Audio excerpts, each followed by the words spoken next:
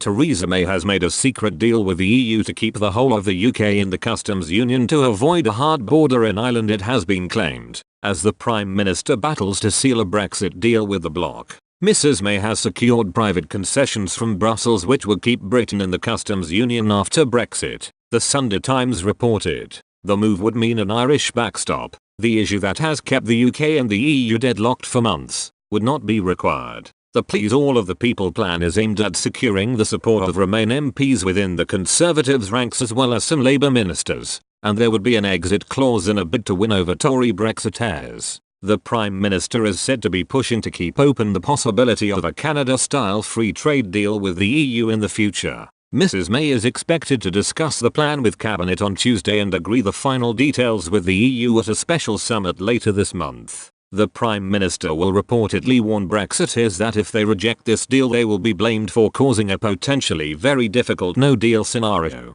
Preparations for a final Brexit deal are said to be more advanced than previously disclosed and will lead to a 50-page report being published, rather than the 5-page pamphlet expected. But the proposals prompted fury from Brexiteers, with Jacob Rees-Mogg branding it a major breach of faith. Mr Rees-Mogg, who is leader of the influential European research group, said to the Mail on Sunday, "I am assuming the government will stick to its manifesto commitment to leaving the customs union when we leave the EU," and Tory backbencher Mark Pritchard warned Mrs May's plan would lead to severe punishment for the party at the next general election. Mr Pritchard said on Twitter, "Getting it wrong once is better than getting it wrong twice, but it's still getting it wrong. Wrong being, not delivering Brexit. Not so much fake news as a fake Brexit. Severe punishment at general election if this goes ahead. Appears any old deal now better than no deal. WTO. But Downing Street last night branded the report speculation.